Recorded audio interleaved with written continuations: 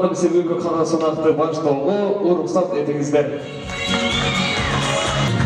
Шығармасы Жәмилә шығармасы, кейінгі басқармалық управление. Шығармасы Ақ Параның көз жашы.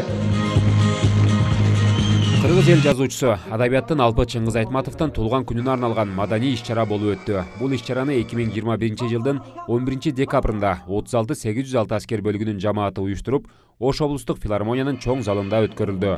Конкурстук негизде өткөрүлгөн маданий кечеге 12 команда катышып, Чыңгыз Айтматовдун чыгармаларынан үзүндүлөрдү театрлаштырылган сахнада көрсөтүштү. Senin adın kim?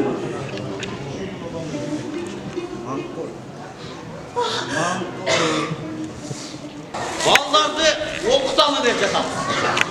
Oktalı şey ya.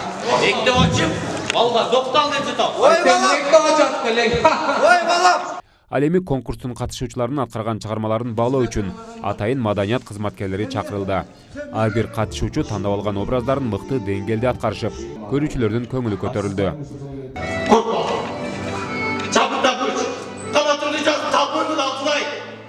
Иш-чара соңунда биринчи орун аскер бөлүктүн башкармалыгына берилип, алар Ак Паранын көз жашы тасмасын мыкты аткаргандыгы үчүн биринчи орунга ээ болушту. Biz Ali, karışıklılar turasında söz kılınak biz.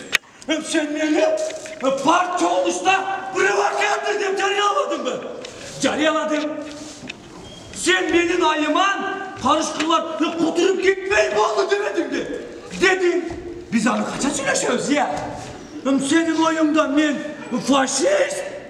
Sen bizdeki жалғыз ақ жүрекпін дейсің ғой, ничего не подобно, а? Осыма келген доктор Басарбай, мен сені фашист деген емеспін.